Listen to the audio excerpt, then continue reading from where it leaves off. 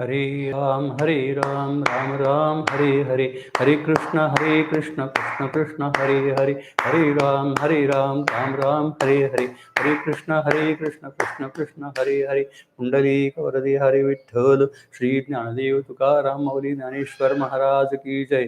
पंढरीनाथ भगवान की जय. सद्गुरुनाथ महाराज की जय. विनायकं गुरुं नौमि साखरे नाम विश्रुतं, येषां चरण सान्निध्यात् जीवा मुक्ता भवन्ति. साखरे वंश विख्यातं ज्ञानदानपरायणं, विनायकं गुरुं वन्दे भवबन्धविमुक्तये. श्रीरङ्गनाथं गुरुराजवर्यं मुमुक्षूणां ज्ञानदानैकदक्षं, प्रभावती क्षेत्रनिवासिनं तन्नमामि वेदान्तविदां वरिष्ठम्. अलंकापुरी पुण्यभूमी पवित्र, तिथे नांदतो ज्ञानराजा सुपात्र. तया आठविता महापुण्यराशी, नमस्कार माझा सद्गुरु ज्ञानेश्वरासी. वंदे संपदिनाथं विकसितहृदि तच्छात्रमच्छिन्द्रनाथं, गोरक्षन्तस्य गहिनीमपि च तं श्रीनिवृत्तिं ततोऽस्य. ज्ञानेशञ्चाच्युताख्यं यतिमुकुटमणिं रामचन्द्रं हरिंश्च, तस्मात् सद्वन्द्य नारायणमथ व्योतन्नायकं तत्तनूजं. साखरे उपनामहि येषां तत्कुलीवतरं च दादा, येन कीर्तने च प्रवचने आत्मभिन्नकलामृषावृतं. तस्य छात्रो रङ्गनाथो महात्मा, मायावादोऽध्यापने कीर्तने स्पष्टभक्ता ब्रह्मचारी विरक्तः, तस्मै गुरवे दण्डवन्मे प्रणामः. ब्रह्मज्ञानैकनिष्ठं गुरुचरणयुगोपास्थितः प्राप्तविद्यं, श्रीज्ञानेशावतारं जगति सुप्रसिद्धं रङ्गनाथेति नाम्ना. नेतारं ब्रह्मविद्यां जगति तु सकलेषां करिन्तां प्रसारं, स्वीयावर्ण्यावरिष्टं सकलगुम्यन्दासदासः. यदक्षरमनाख्येयमानन्दमजमव्ययं, श्रीमन्निवृत्तिनाथेति ख्यातं दैवतमाश्रये. गुरुरित्याख्या लोके साक्षाद्विद्या हि शाङ्करी, जयत्याज्ञानमस्तस्यैर्दयार्द्रायै निरन्तरं. सार्धं केन च कस्यार्धं शिवयोः समरूपिणो, ज्ञातुं न शक्यते लग्नामिति द्वैतच्छलान्मुहुः. अद्वैतमात्मनस्तत्त्वं दर्शयन्तो मिथस्तरां, तौ वन्दे जगताम् आद्यौ तयोस्तत्त्वाभिपत्तये. मूलायाग्राय मध्याय मूलमध्याग्रमूर्तये, क्षीणाग्रमूलमध्याय नमः पूर्णाय शम्भवे.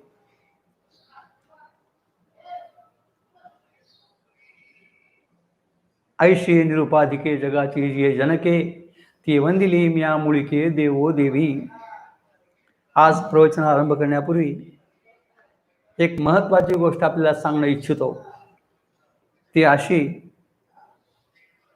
की हा इंटरनेटवरून जो आपला अमृतानुभवाचा प्रक्षेपणाचा कार्यक्रम चालू आहे, याचं श्रेय आमच्या सोनपेठच्या अनुराधाताई शेटे आणि त्याचप्रमाणे पुण्याच्या मीनाक्षीताई पेनुरे या दोघांचा हा फार मोठा प्रयत्न झाला, आणि म्हणून आपणा सर्वांपर्यंत अमृतानुभवाचं प्रवचन ऐकायला मिळत आहे. अनुराधाताई शेटे या सोनपेठच्या आहेत. आम्ही सोनपेठला राहत होतो त्यावेळेला त्या माझ्याकडे श्रवणाला येत होत्या. अध्यात्माचा खूप लाभ त्यांनी करून माझ्याकडून घेतलेला आहे. त्यांनी स्वतः चिंतन केलं. आता सुद्धा ते मोबाईलवरती लोकांना शिकवतात, आणि त्यांचा परिवार मोठा आहे. त्या सगळ्या परिवाराला त्यांनी अध्यात्माचे संस्कार लावले. आपण स्वतः चिंतन केलं आणि सगळ्या लोकांना चिंतनामध्ये लावलं, हे एक विशेष महत्त्वाची गोष्ट आहे. आणि त्यांनी खरोखरच माझ्यावर इतकं काही अतीव प्रेम केलं आहे आणि भरभरून मला सहकार्य केलं आहे की ते मी शब्दाने सांगू शकत नाही. आता त्यांच्या सगळ्या परिवाराचंच सगळं पूर्ण केलेली आहे आणि अमृतानुभव ऐकण्याकरता ते उत्सुक आहेत. असे अध्यात्मप्रेमी रसिक, माऊलीच्या मनोगतापर्यंत पोहोचण्याची इच्छा करणारे श्रोते लाभणं हे आमचे अहोभाग्य आहे. येर बहुत जोडती किरीटी जायची भजने भोगासाठी. आशा की मी दृष्टी मंद झाली, पण अर्जुनासारखा श्रोता जसा भगवंताला मिळावा तसा मला सुद्धा तुमच्यासारखे अध्यात्माचे अंतरंग चिंतन करणारे श्रोते भेटले, आमचं अहोभाग्य. विचारसागर विचार चंदोदय हे तुम्हाला आमच्या शेटे यांनी शिकवलेलं आहे. आणि म्हणूनच मला 65 अमृतांधारी ग्रंथ त्यात प्रवेश होऊ शकतो आहे. असं तेव्हा जास्त वेळ न घेता त्या दोघांचं अभिनंदन करावं, या परिवाराचं अभिनंदन करावं थोडं आहे. त्यांना मी पूर्वक आशीर्वाद देतो आहे.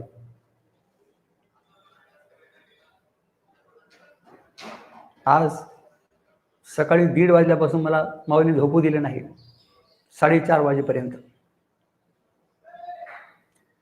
खूप मोठं डोक्यात प्रकाश माऊली टाकते. माऊलींची कृपा आहे महाराज.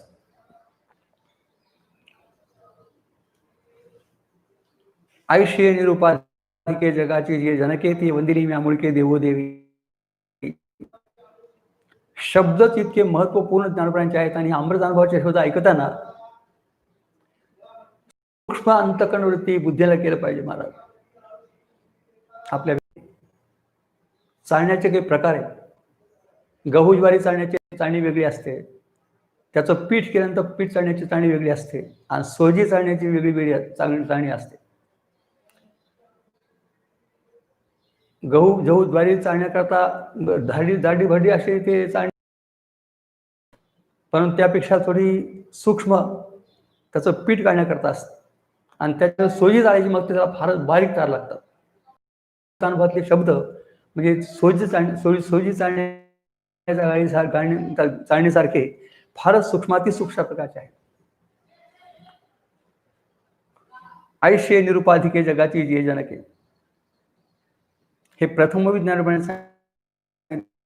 निरुपाधिके देवोदेवी या प्रथम ओवीतून त्यांनी श्रेष्ठता दाखवली. अनाताट हळद कुंकू गुलाल बुक्का धूप दीप नैवेद्य पुष्प होतो. आदराची भावना देवदेवीशी आहे म्हणून तो शब्द वापरला देवदेवी पहिल्यांदा वापरला आहे. का तर निरुपाधिके म्हणून देवदेवी, पण जगाची जनके त्यांना बनवायची म्हणून पुढे प्रियची प्राणेश्वरी. जगात निरुपाधिक देवदेवी होऊ शकत नाही, फक्त श्रेष्ठता दाखवायची होती म्हणून देवदेवी शब्द वापरला. अर्थात माझं आज जो माऊलीने माझ्या डोक्यात प्रकाश पाडला आपल्यापुढे सांगतो आहे. देवदेवीचं श्रेष्ठत्व दाखवण्याकरता निरुपाधिके शब्द आहे, आणि निरुपाधिकाचा देवदेवी संबंध लावायचा. आणि जगाची जनक याकरता पुढे दुसऱ्या ओळीमध्ये प्रियची प्राणेश्वरी उलथी आवडीचे सरोवरी, प्रिय प्राणेश्वरी.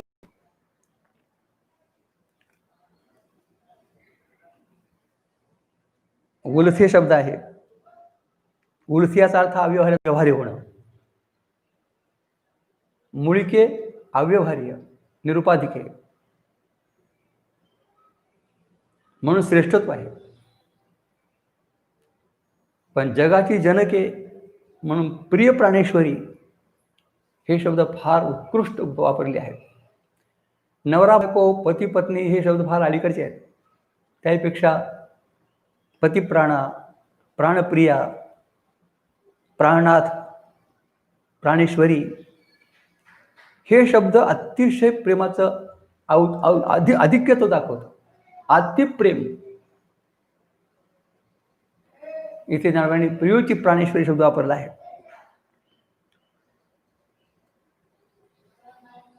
आणि ते वेगळी नाही, प्रियची चकार लावला आहे प्राणेश्वरी. भेद सिद्ध होऊ द्यायचा नाही, दोन दाखवायचे. कारण दोन शिवाय व्यवहार कसा, आणि द्वैतात मोक्ष कसा. द्वैतात मोक्ष नाही आणि एकात व्यवहार नाही, चांगलं लक्षात ठेवा. मोक्ष होण्याकरता अद्वैत अनुभूती असली पाहिजे, ब्रह्माची अनुभूती असली पाहिजे, आणि व्यवहाराकरता द्वैत असलं पाहिजे. आमचे गुरुने सांगायचे, चूल जर पेटवायचं असेल तर एका लाकडावर दुसरं लाकूड ठेवायचे, पेटतच नाही. तुम्ही बघा, आता चुली राहिल्याच म्हणा, आता प्रदर्शनात ठेवले आहेत, पण पूर्वीच्या काळात पाहिले आपण. व्यवहार म्हणलं की द्वैताशिवाय नाही. म्हणून प्रिय आणि प्राणेश्वरी दोन आणले, आणि ते अतिशय जिव्हाळा दाखवला त्या शब्दातून. देवोदेवीचा इतका जिव्हाळा आहे की प्रिय प्राणेश्वरी, पती प्राणाने जी जगते ते म्हणतात पती प्राणा. नुसता नवरा केला म्हणजे पती प्राणा होत नाही. सगळे प्राण पतीला समर्पण करणे आणि पतीच्या प्राणाने जगणे हे प्राणनाथ शब्दाचा अर्थ आहे. प्राणप्रिया, नवराही तितकाच अनन्य बायकोशी होतो. पती प्राणप्रिया म्हणतात.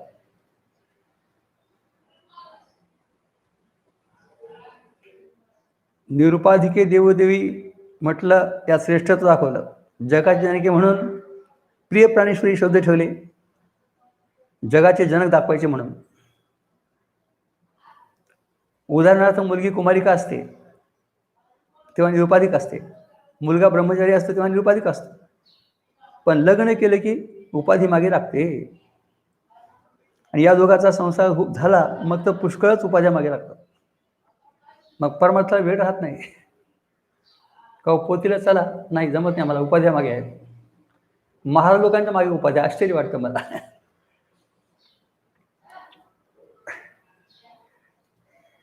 प्रश्न असा आहे महाराज, उपाध्या मागे लावून घेत जाव्या का उपाधीचा निराश करून मुक्त होत जावं, हे तरी कळावं. जन्माबरोबरच आपल्याला अगोदर देहाची उपाधी असते.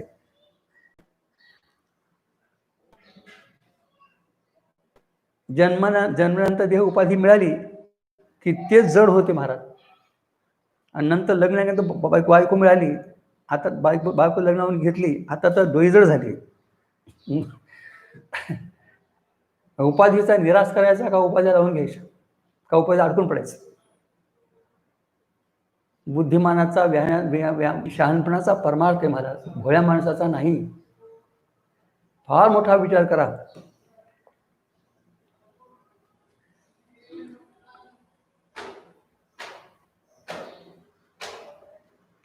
एक उपाधी मागे लागली तर मनुष्य त्यात गुंतून पडतो, सुटका होऊ शकत नाही. उपाधीत पडणं सोपं आहे, बाहेर येणं अवघड आहे.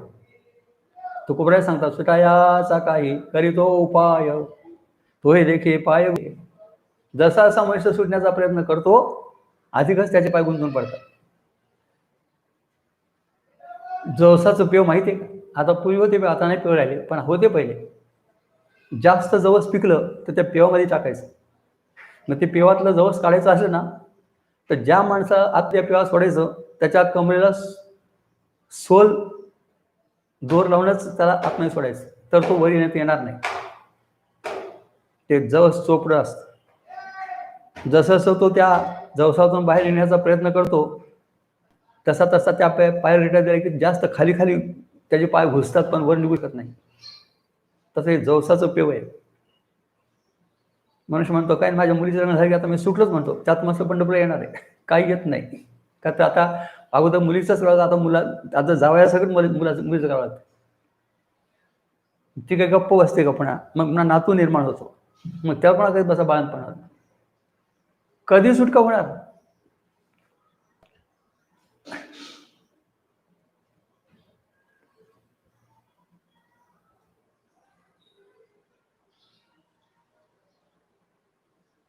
व्यवहारात पडल्यावर अधिक अधिक उपाध्या लागतात मला. म्हणून आमच्या मुलींची कोटी होती, साधक दशेत संसार संपावा, व्यवहार संपवावा, आणि सिद्ध दशेत परमार्थ संपावा, आणि कृतार्थ जीवन जगावं. काही करायचं शिल्लक उरलं नाही, फक्त आयुष्य उरलं आहे म्हणून उरलो आहे. तुका म्हणे आता उरलो उपकारा पुरता, कर्तव्य करता नाही, कर्तव्य सगळं संपलंय. हे कृतार्थ जीवन आहे. सांगण्यात तात्पर्य महत्वपूर्ण ज्ञानेश्वर महाराजांचं हे सांगणं आहे. आणि आपण खरोखरच या भूमिकेत जायला पाहिजे महाराज. निरुपाधिके याचा संबंध देवदेवीशी लावायचा, आणि जगाची जनके याचा संबंध प्रिय प्राणेश्वरी लावायचा. प्रियोची प्राणेश्वरी, प्रिय आणि प्राणेश्वरी असल्याशिवाय जगाची जनके होऊ शकतच नाही. आणि प्रिय प्राणेश्वरी अत्यंत महत्वपूर्ण प्रेमाचा अधिक्य दाखवणारे शब्द ठेवले आहेत. आणि पुन्हा उलथे शब्द एक आहे. उलथे शब्द इतका महत्वाचा ठेवला आहे. देवाचं असंगत्व बिघडू नये आणि देवीचं अनादित्व बिघडू नये, हे दोन डोक्यात घेऊन उलथे शब्द ठेवला आहे. देवी ही अनादी आहे आणि देव हा असंग आहे. त्याचं असंगत्व बिघडू नये आणि देवी साधी नसता अनादी ठरावी, त्याकरता उलथे शब्द आहे. उलथे याचा अर्थ उलट. जसा देव आहे तसा जशी देवी नाही, देवी आहे तसा देव नाही. एक कल्पित आहे, एक वास्तव सत्य आहे. एक जड आहे, एक चेतन आहे. एक व्यवहारी आहे, एक अव्यवहारी आहे. कितीतरी भेद आहे. मिथस्तराम, भिन्न भिन्न अशा प्रकारचे दोघे आहेत.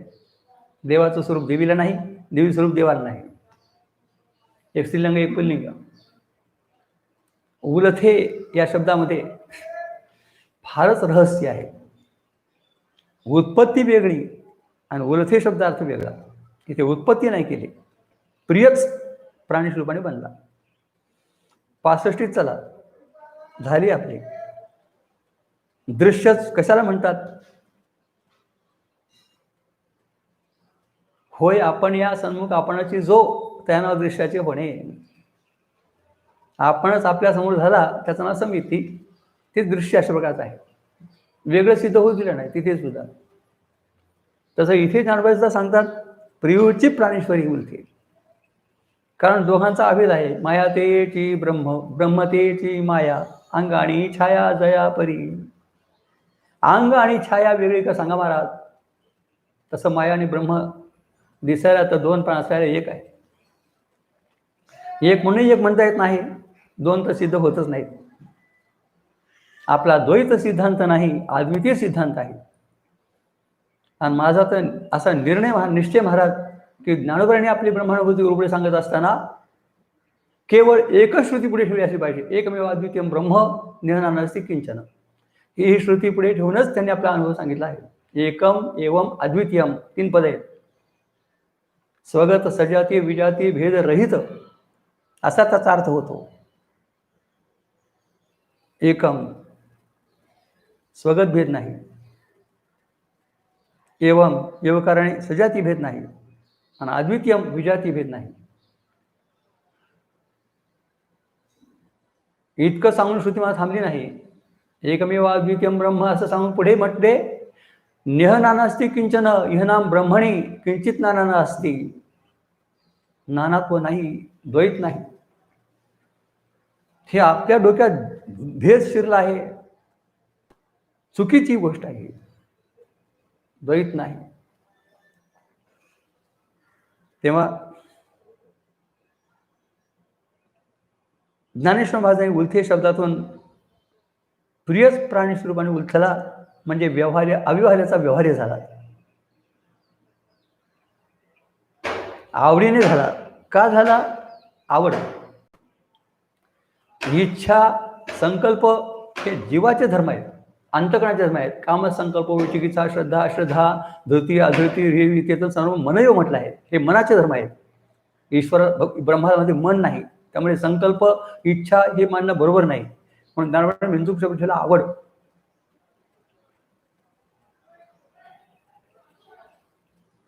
आवडीचे सरोवरी आणि पुढे सुद्धा आवडीच्या वेगाने त्या आवडीला पण वेग आला, मग एकमेकांनी गिळतात आणि उघडतात. पुढे सांगणार आहे 3ऱ्या ओळीमध्ये. आवड म्हणलं की त्या आवडीला मोल नाही महाराज, आणि आवडीला प्रश्न पण नाही. आपण घरात सुद्धा पाहतो एखादा मनुष्य असं करून आपण म्हणतो हा मनुष्य असं का करतो, हो त्याला आवड आहे म्हणून, दुसरं काय.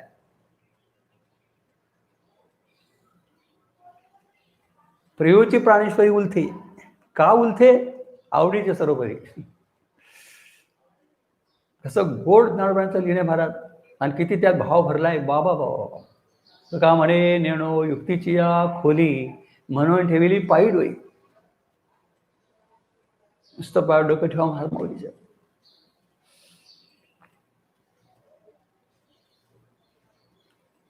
इतकं सूक्ष्म सांगणं आणि बिनचूक सांगणं अमृतानुभव चांगदेव 65 ज्ञानेश्वरीतून पाहायला मिळतं.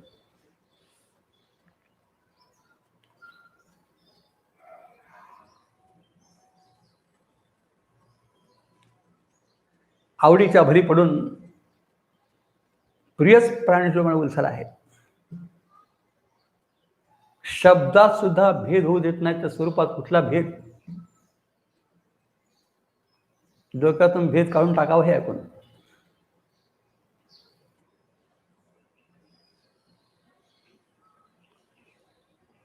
कुठं उलटला? चारुस्थळी. हे चारुस्थळ काय आहे? त्रिस्थळी माहिती आहे आपल्याला, त्रिस्थळी. हे चारुस्थळी. चारवाक याच्यात काय शब्द आहे? चारू वाक यस्य सहा चारवाका. चारू म्हणजे ज्याचं बोलणं गोड आहे, वाक म्हणजे वाणी, आणि चारू म्हणजे गोड. चारवाक ज्याची वाणी गोड आहे, फार लोकांना आवडते. सगळे आपण चारवाकच अनुयायी आहोत. देहखंडानाम आत्मा, आत्मा म्हणजे देहातीची, देह म्हणजे आत्मा आहे. यावर जीवम सुखन जीवे ऋणं कृत्वा घृतं पिबेत भस्मीभूत असे देहस्य पुनरागमनं कुतः. हे चारवाकाचं तत्वज्ञान आहे. आणि हे महावाक्य आहे, ज्ञानोबाने सांगितलं आहे. आत्मा तो म्हणजे देहातीची, देह म्हणजे आत्मा, देहखंडानाम आत्मा, आणि आत्मा तो म्हणजे देहखंडाची.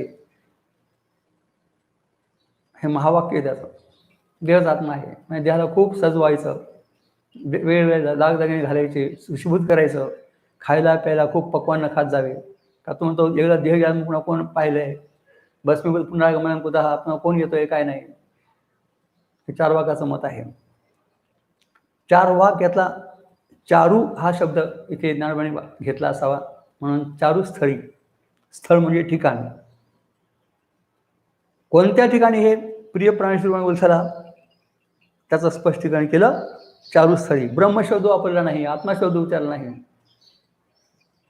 चारुस्थळी. चारू म्हणजे जे चांगलं स्थळ आहे. मग चांगलं स्थळ कोणतं आहे? ब्रह्मच, परमानंद स्वरूप आहे. चांगलं स्थळ आहे, अर्थात ब्रह्म अधिष्ठान आहे, आणि त्यावर हा देवदेवीचा कारणाध्यास झाला आहे. चारुस्थळी. आणि पुन्हा एकाहरी आणि एकांगाचे. एकांगाच्यामध्ये सत्ता भिन्न नाही, एक सत्ता आहे. उलट देवाच्या सत्तेने देवीला सत्ता आहे. दोघा एक सत्तेचे बैसणे पुढे येईल, दोघा एक प्रकाशाचे लेणे. आणि एका हरिशब्दाने काय दाखवलंय की वेगळे वेगळे राहत नाहीत, एकाच जागी राहतात, एका विचाराने राहतात, आणि एकाच विचाराने एक जगत निर्माण करतात. देवदेवी आपापले वेगळे जग निर्माण करत नाहीत आणि वेगळे राहत नाहीत. आता अंग आणि छाया वेगळी राहते का सांगा? तसं देवदेवी वेगळे राहतील कसे? म्हणजे एका हरी आणि एका अंगाचे, एका पंक्तीला एका हरी. विनोदानं बोलायचं तर लग्न झालं की नवरा बायकोच्या आहारी जातो, आणि बायको नवऱ्याच्या आहारी जाते.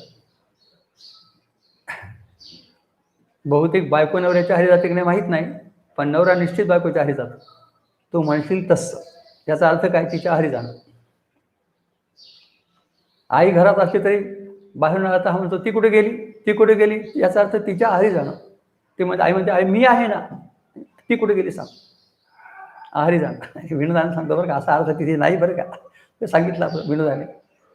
ते एका हरी यातला आहारी शब्द, एका हरी एका पंक्तीला इथं अर्थ आहे बरं का, तसा अर्थ नाही सांगितलं मी तुम्हाला, लक्षात असू द्या. विनोद केला मी आपण तुमच्याशी. आणि असं होतंच महाराज, एकदा लग्न झालं की मग काय, खाली लोटांगण बंदीने चरण. आई बाप विसरून जातात आणि तिच्या मागे लागतो, आईच्या बायकोच्या मागे लागतो. जाऊ द्या. सांगण्यात तात्पर्य एकाहारी आणि एकांगाचे हे दोन शब्द फार महत्वाचे ठेवले आहेत. भिन्न सिद्ध होऊ दिले नाही, सत्ता भिन्न नाही त्यांचे, एक सत्तेत. अर्थात त्यांची कल्पित संबंध असल्यामुळे अन्वचन सत्ता आहे. अन्वचनी अशा प्रकारचे आहेत, ते प्रातिभासिक व्यवहारिक सत्तावान आहेत, अन्वचनी आहेत. आणि जसे देवदेवी तसेच हे जगत सुद्धा अनिर्वचनीय आहे, सदसद विलक्षण आणि अनिर्वचनीय. फक्त ब्रह्माची सत्ता मात्र वेगळी आहे, पारमार्थिक सत्ता आहे. सत्ता भेद ज्याला कळला त्याला वेदांत कळला, नाही तर कळला नाही, हे लक्षात यावं. फक्त एकमेव अद्वितीय ब्रह्म ते फक्त सत्य आहे, पारमार्थिक सत्तावान आहे. तद्भिन्न देवदेवी हे कारण आणि तत्कार्य असणारे हे जग सदसद विलक्षण अनिर्वचनीय आहे. एकाहरी एकांगाचे.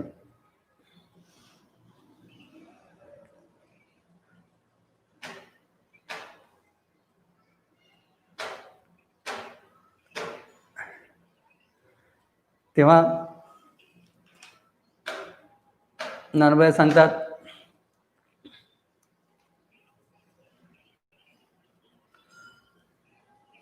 आवड म्हणून प्रिय प्राणीप्रमाणे उलथला आणि एकमेकाला आवड म्हणून गिळतात आणि ओकतात. आवडीचे वेगळे एकाची गिळती अंगे, द्वैताचे पांगे वळीते हाती. तिसरी ओवी आहे. ज्ञानोबा सांगतात, आवडीनेच प्रिय प्राणेश्वरी झाला आहे आणि त्या आवडीला पुन्हा वेग आला. मग ते एकमेकाला गिळतात आणि उघडतात. सगळी स्वतंत्र भाषा ज्ञानोबांची आहे. जे अद्वैत वेदांतात ग्रंथामध्ये जे गतार्थ झाले ते शब्द ते घेत नाहीत. गिळणं उघडणं याचा अर्थ आपल्या वेदांतशास्त्राच्या भाषेत बोलायचं तो उपक्रम आणि उपसंहार किंवा अध्यारोपवाद. गिळणं याचा अर्थ अपवाद आणि उघडणं याचा अर्थ अध्यारोप. नेहमी ब्रह्मविचार करताना अध्यारोप अपवादाच्या भाषेतूनच करावा लागतो. अध्यारोप अपवादाभ्याम निष्प्रपंचम प्रपंचते म्हटलं आहे. ज्ञानोबा म्हणतात, आवडीचे नि वेगे.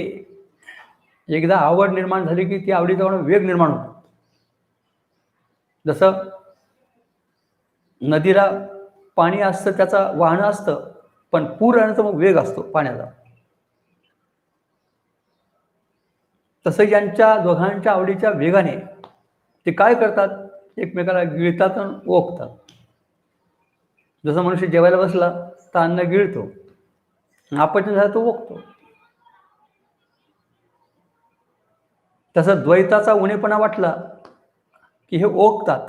द्वैताचे पांगे म्हणजे उणेपणा. द्वैताचा उणेपणा वाटला हे ओकतात, म्हणजे पुन्हा दोन वेगळे अशा प्रकारचे करतात, द्वैत निर्माण करतात. आणि द्वैत नको वाटलं, अव्यवहारी अवस्थेत राहायचं म्हटलं मी एकमेकाला घेऊन टाकतात. अध्यारोप आणि अपवाद. गिळणे उघडणे हा शब्द ज्ञानोबांचा खास निर्माण केला आहे. 65 मध्ये भास आणि ग्रास हा शब्द आहे. झालाय आपलं. भास म्हणजेच अध्यारोप आहे, ग्रास म्हणजेच अपवाद आहे.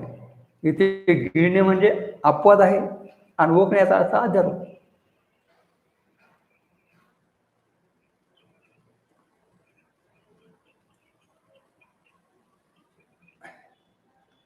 भूक लागली म्हणून अन्न गिळतो, आपण झालं तो ओकतो.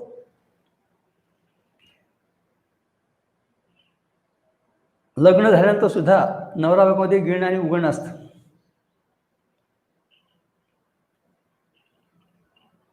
नवरा बायकोला गिळतो, बायको नवऱ्याला गिळते. गिळते म्हणजे विश्रांतीला प्राप्त होते, एकमेकांमध्ये एकमेक मिसळतात. मिसळल्याशिवाय प्रजा होऊ शकत नाही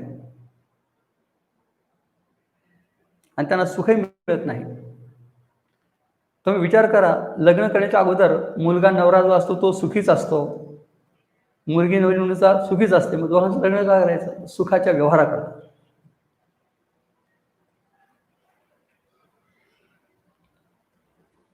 दोघाशिवाय सुखाचा व्यवहार होऊ शकत नाही, म्हणून त्यांचं लग्न केलं जातं. तसं त्या दोघांना सुख भोगण्याकरता ते एकमेकाला गिळतात आणि एकमेकाला ओकतात. द्वैताचं पांग म्हणजे उणेपणा वाटला की ते उघडतात, ओकतात. ते द्वैताची पांगे उघडली राहते. अव्यवहारी स्थिती वाटलं की ते गिळतात. द्वैताचा उणेपणा वाटला की एकमेकाला उघडतात.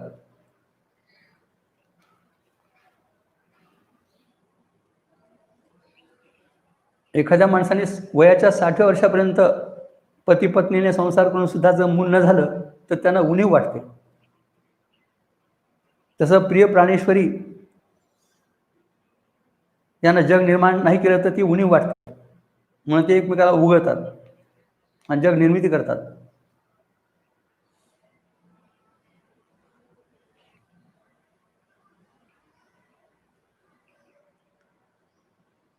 नवरा बायको एकमेकाला गोड बोलतात तर भांडणही करतात.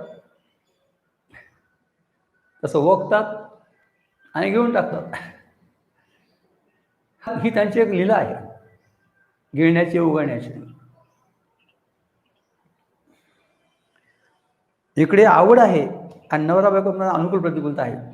अनुकूलता असली की मनुष्य नवरा बायकोशी गोड गोड बोलतो, बायको नवऱ्याशी गोड बोलतो. आणि प्रतिकूलता असली की मनुष्य लगेच नवऱ्याशी भांडायला लागतो. एकदा बायको सकाळी शिरा खा म्हणते तर लगेच पुन्हा एक तासही जात नाही की शिवाय देते, शिवाय खावे लागतात. का तर शिरा खाल्ला आहे, शिवा खा आता. अनुकूल प्रतिकूलता होते संसारामध्ये, पण यांच्यामध्ये अनुकूल प्रतिकूलता नाही, यांच्यात आवड. मग आवडीचे आणि वेगळे एकमेकाची गिळती अंगी हा शब्द नव्याने ठेवला आहे.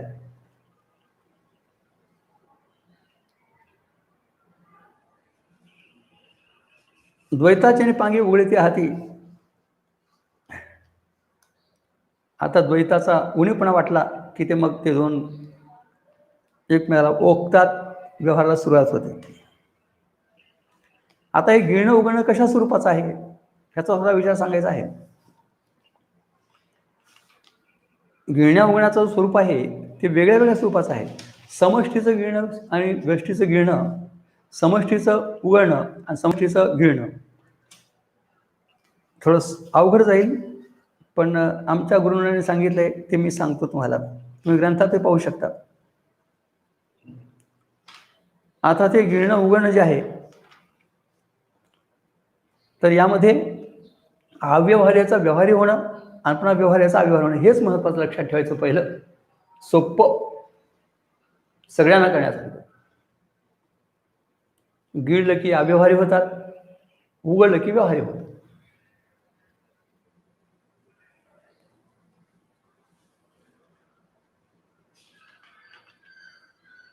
हा गिळण्या उघडण्याचा जो प्रकार आहे तर तो फार गमतीचा अशा प्रकारचे महाराज.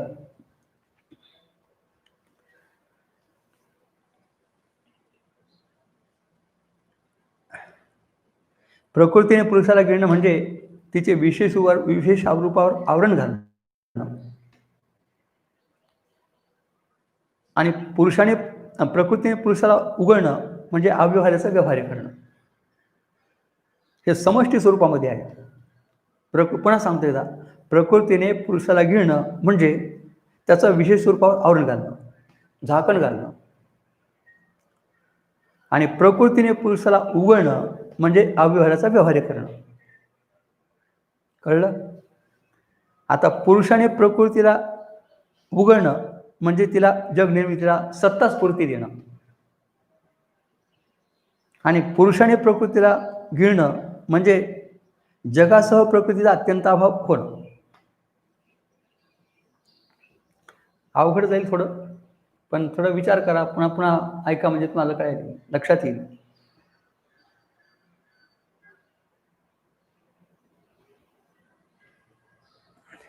हे समष्टी स्वरूपाचं उघडणं आणि गिळणं सांगितलं. आता व्यष्टी स्वरूपाचं गिळणं उघडणं कसं आहे? व्यष्टी आणि समष्टी काय सांगावं लागेल. एका झाडाला झाड म्हणतात आणि अनेक झाड त्याला वन म्हणतात. वनामध्ये झाडच असतात, अनेक झाडं त्याला वन म्हणतात आणि एक झाडाला झाड म्हणतात. तसं एका देहापुरतं त्याला व्यष्टी म्हणावं आणि सगळ्या जगापुरतं त्याला समष्टी म्हणावं. समष्टीचं गिळणं उघडणं कसं आहे पुरुषाचं सांगितलं आपल्याला. आता व्यष्टीचं गिळणं आणि उघडणं कसं आहे सांगतो. जगाची उत्पत्ती स्थिती हे समष्टी स्वरूप अशा प्रकारचं पुरुषाचं प्रकृतीला गिळणं उघडणं आहे आणि जगाचा प्रलय होणं हे समष्टी स्वरूपाने पुरुषाने प्रकृतीला गिळणं अशा प्रकारचं आहे.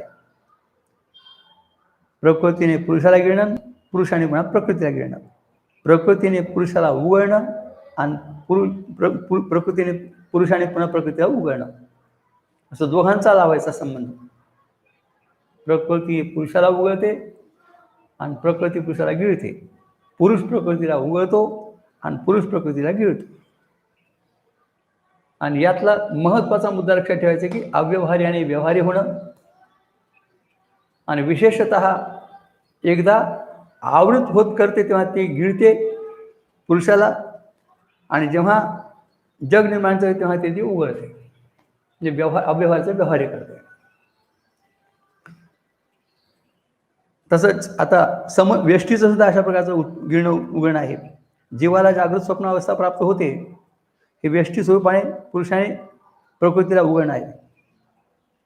आणि सुषुप्ती जीवाला जेव्हा गाढ झोप लागते किंवा समाधी अवस्थेमध्ये, आता ती पुरुषाला प्रकृतीने गिळणं अशा प्रकारचं आहे, गिळणं आहे.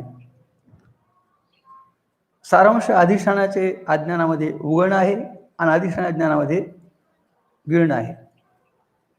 अधिष्ठानाचं ज्ञान आणि अधिष्ठानाचं अज्ञान. अधिष्ठान म्हणजे ब्रह्म, हे लक्षात ठेवायचं, विसरायचंच नाही. हे ठोक तळाय हा. अधिष्ठान म्हणलं की ब्रह्म, कारण म्हणलं की देवदेवी, आणि कार्य म्हणलं की जग. हे कधीही विसरायचं नाही.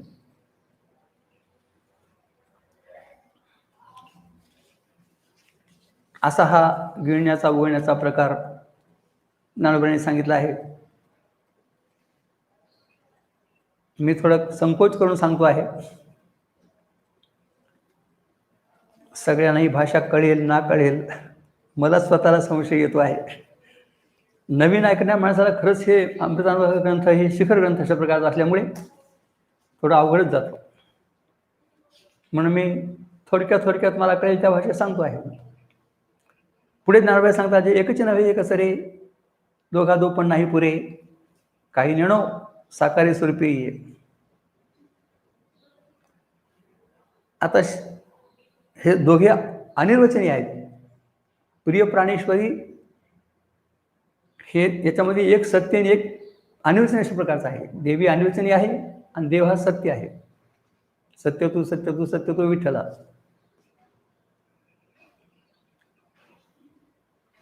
आता या दोघांना एकदम दोन आहेत म्हणावं तर द्वैत सिद्ध होईल, एक आहे म्हणावं तर व्यवहारच होणार नाही. काय म्हणावं आता, एक म्हणावं का दोन म्हणावं? ज्ञानोबा सांगतात, जे म्हणजे कारण एकच नव्हे एकच रे, एक सरी म्हणजे एकदम, त्यांना एकचही म्हणता येत नाही. आणि दोघा दो पण नाही पुरे. बरं, पूर्ण दोघांना दोन परात्री आहे का? नाही. पुरे म्हणजे पूर्ण. दोघांना दोनपणा पूर्णही नाही, तर एकदम याला एक म्हणता येत नाही. अगदी डोळ्यासमोर आपले नवरा बायको ठेवायचे. गुरुजी सांगायचे, माया ब्रह्म कुठं बघावं? आपल्या घरात नवरा बायकोच बघावं, कुठं बाहेर जाण्याची गरज नाही. तुझी बायको म्हणजे देवी आहे, प्रकृती आहे, आणि तू ब्रह्म अशा प्रकारचा आहे, देव आहेस. वाटत नाही तो प्रश्न वेगळा आहे. जसं मुळिके तसंच आता सुद्धा व्यवहार चालू आहे. पती पत्नीशिवाय व्यवहारच नाही. आई मुलगा असतो पण व्यवहार नाही. बहीण भाऊ असतात, व्यवहार नाही. व्यवहार कुठे? पती पत्नीमध्ये. मग त्या दोघांना दोन म्हणावे की एक म्हणावे? काही नेणो हात ठेवले कानावर ज्ञानोबाने, आम्हाला माहित नाही बाबा. मोठे माणसं कानावर हात ठेवतात ना, समजावं हे काहीतरी भानगडीच आहे, आणि वचन अशा प्रकारचं आहे. तर काय असायचं आहे, सत्य म्हणता येत नाही, मिथ्या म्हणता येत नाही. सत्य मिथ्याचं मिश्रण तेव्हा हे जग. आचार्य सांगतात भाष्यामध्ये, सत्या नृत्य मिथुनी कृत्य अहमिदम इदम इति नैसर्गिक लोकव्यवहार हा. सत्य आणि अनृत म्हणजे मिथ्या, याच्या मिश्रणामध्ये हा सगळा लोकव्यवहार चाललेला आहे. सगळं खरं नाही, सगळं खोटं नाही. सगळं खरं म्हणलं की द्वैत येतात, आणि सगळं खोटं म्हणलं की शून्य सिद्ध होतं. शून्यही नाही, द्वैतही नाही. काय आहे हे सांगताही येत नाही. ते बघाच मला कळत आलं.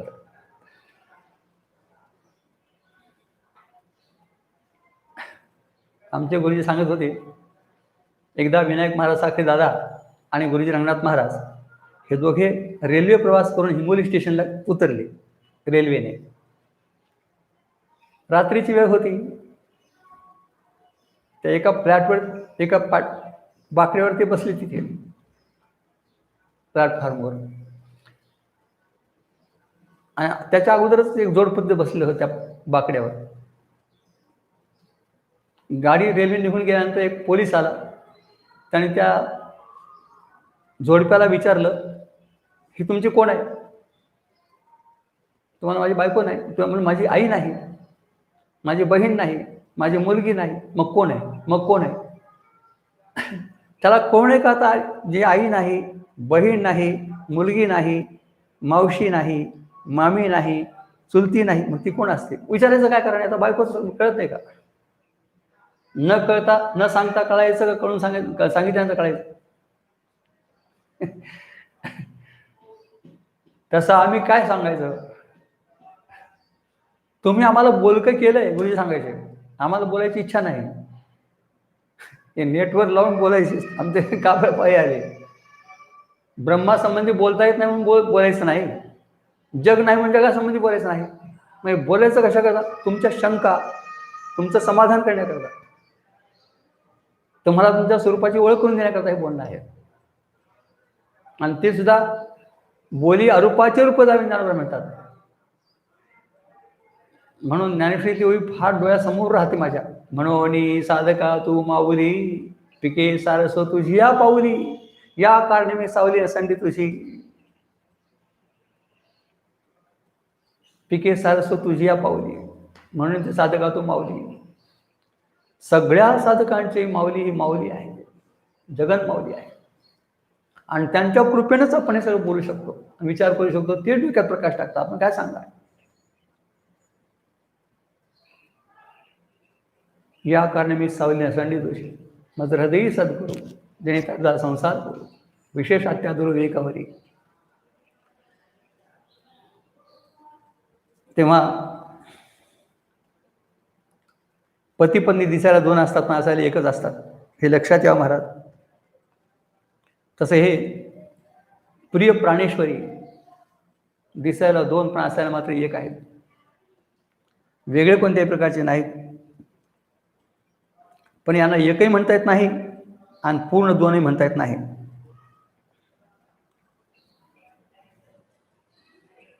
प्रथमच्या ओळीमध्ये जगत कारण देवदेवी सांगितले, दुसऱ्या ओळीमध्ये देव सत्य आहे देवी अनिर्वचनीय सांगितले, तिसऱ्या ओळीमध्ये देवदेवीची व्यवहार या व्यवहारात दाखवली, आणि आता पुढची चौथी ओळी देवदेवीची साकार स्वरूपाने आहे सांगितले आहे, स्वरूप सांगितलं आहे. साकारे स्वरूपे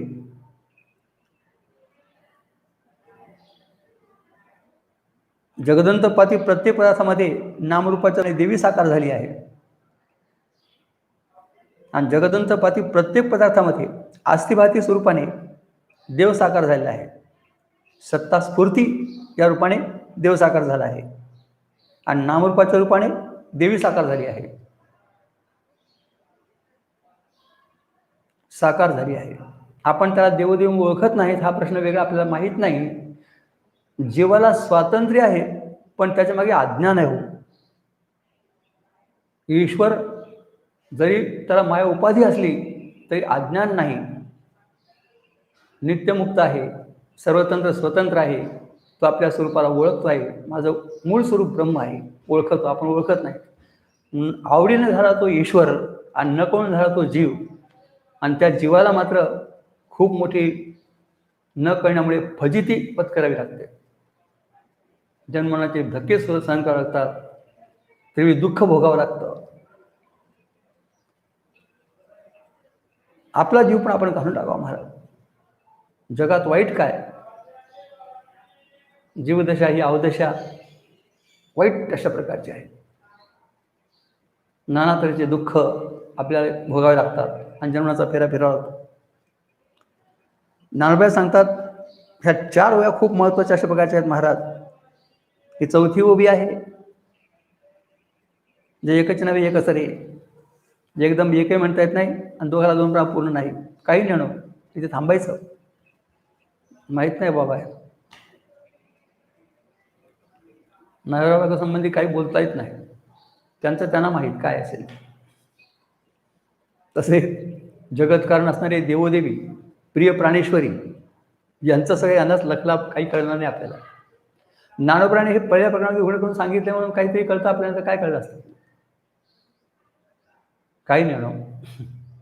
पण मात्र साकार स्वरूप दिसते मात्र प्रत्येक पदार्थामध्ये देवोदेवीच नटलेली अशा प्रकारची आहे. अर्थात देवाचं स्वरूप आहे सत्तास्फूर्ती स्वरूप, साकार आहे, आणि देवीचं स्वरूप नामरूपाच्या रूपाने साकार आहे. प्रत्येक पदार्थाला नावरूप आहे आणि प्रत्येक पदार्थाला अस्तित्व आहे, भातित्व आहे आणि प्रियत्व आहे. अगदी मातीच्या ढेकळापासून तो शिवनी पृथ्वीवरी 62 पदार्थाची अपरी प्रकाशाची एक जरी समिती म्हटले ज्ञानोबरांनी 62 मध्ये ब्रह्मस्तंभपर्यंत जेवढे काही पदार्थ उत्पन्न झाले आहेत त्यामध्ये दोघे दिसतातच आपल्याला. नामरूप हे त्या देवीचं आणि सत्ता स्फूर्ती ही त्या देवाची. पदार्थ नाही महाराज, देवदेवीच त्यात पाहावे. नेहमी कार्यामध्ये कारण पाहत जा आणि अध्यासामध्ये अधिष्ठान पाहत जा. अध्यासही राहणार नाही, कार्य दिसणार नाही. वर्माची गोष्ट सांगते आपल्याला, कार्य दिसलं तरी कार्य नाही. किती दागिने दिसले सोन्याचे, ते सोनं म्हणून ओळखत जा. आणि किती एका रज्जूवर 10 जरी पदार्थ भासले, सर्प, दंड, जलधारा, भुरेशा, नवरत्नाचा हार, दोरी आहे समजत जा. भ्रम राहणारच नाही. अध्यास अधिष्ठानाचा अभेद आहे आणि कार्यकारणाचा अभेद आहे, विसरू नका. साकारी स्वरूपे व्यवहार सगळा जो होतो नामरूपाचा व्यवहार होतो. सत्ता स्फूर्ती जगाची आपणाची जो, पण त्याच्यात व्यवहार नाही आहे. त्यात सत्ता स्फूर्ती अस्तिभाती प्रिय आहे, पण त्याचा व्यवहार नाही. व्यवहार होतो नामरूपातून. आपल्या इथे एखादा नवखा मनुष्य जरी आला ते आपण एखादा मनुष्य विचारतो का तुमच्याकडे कोण आलं होतं? पाहुणे आले म्हणतो. हे पाहुणे काय, त्याला अर्थच कोणत्या प्रकारचा नाही. पण काहीतरी ओळख पटण्याकरता नाव पाहुणा म्हणायचं. दुसरं काय, नाव माहीत नाही, पाहुणा म्हणायचं. नावाशिवाय व्यवहार होत नाही आणि रूप पाहिल्याशिवाय त्याचं नाव सांगता येत नाही. रूप आणि नाव या दोघा सगळ्या व्यवहार चालले नामरूपात्मक. अस्तिभाती प्रियम रूप नामचैत्यंशपंचकम आद्यत्रयम ब्रह्मरूपम मायारूपम तत्वद्वयम. तेव्हा काही नव्हतं साकारी स्वरूपे जे या 4 ओळीमध्ये जगत करण्याचा विचार संक्षिप्त रूपाने संपलाय महाराज. याचाच अधिक स्पष्टीकरण होण्याकरता पुढे 45 ओव्या खर्च केल्या आहेत महाराज. 41 ओव्या या 4 ओव्या प्रमुख अशोकाच्या आहेत. देवी देव संसाराचं विस्तृत वर्णन अशोकाचं ज्ञानोबरांनी पुढे केलेलं आहे. 5व्या ओळीपासून ते 45 ओळीपर्यंत म्हणजे 36 प्रकारे त्याचं संसाराचं वर्णन केलं आहे.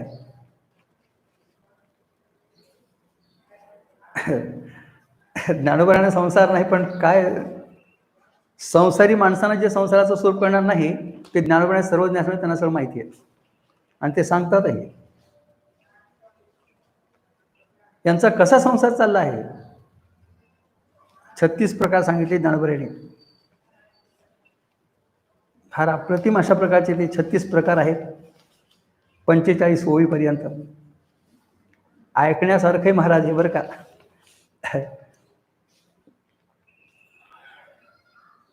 कैसी सुखाची आळुकी जे दोन्ही पण मिळून एकी नियतीची तिसरा झोक लागो.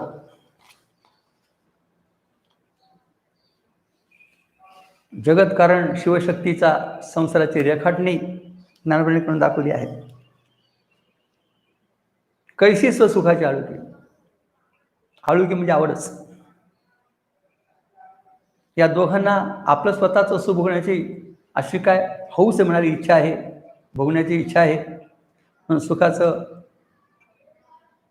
सुखाच्या व्यवहारार्थ देवदेवी स्वरूपाने 2 झाले असले तरी दोन्ही मिळून एकी.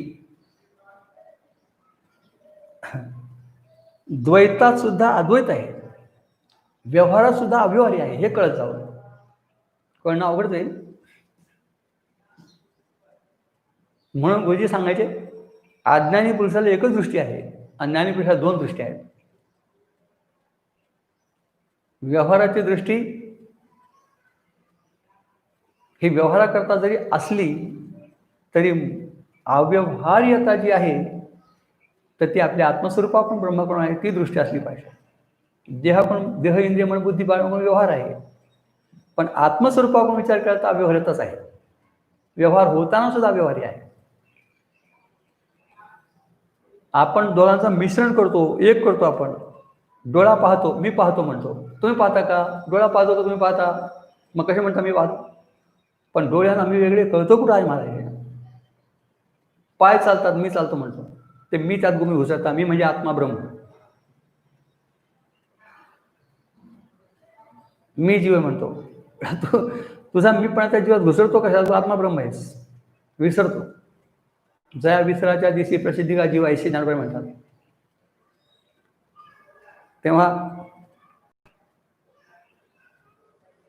योगधान एकदम एके म्हणता येत नाही, संपूर्ण 2 प्राण्यांनी सांगितलं. अनुजय संबंध दाखवला त्यातून दोघांचा, आणि साकारून कसे जगात मिळतात काही सांगता येत नाही. या दोघात 2पणा असून पारमार्थिक एकपणा कौतुकाने फुटू देत नाही, हे ज्ञानोबा पुढे सांगतात. हा ठावरी वियोग भडे, नेती कौतिकी एक पण फुटो, कौतुकाने एक पण फुटू देत नाही. बायको करून संसार करायचा असेल तर असा नवरा पती या देवोदेवीसारखा आपण करावा महाराज, एकपणा फुटू नये, नवरा बायकोतला एकपणामध्ये फूट पडू नये. किती जरी भांडण झालं तरी एकत्व बिघडू नये, बिघडतच नाही बहुतेक. लग्न याचाच अर्थ ऐक्य असाचा अर्थ आहे, आणि ऐक्यामध्ये परमानंद आहे आणि द्वैतामध्ये दुःख आहे, हे निर्वाद गोष्ट आहे. आता आपण जागृतीत आलो, द्वैतात आलो तर दुःख होतं आपल्याला. गाढ तुम्ही झोपे जाता, अद्वितीय आत्मस्वरूपाशी एक रूपाचा आनंद होतो महाराज. एवढ्यानंतर करावं आपल्याला, द्वैतामध्ये दुःख आहे तर याच कशाला, व्यवहार कराच कशाला.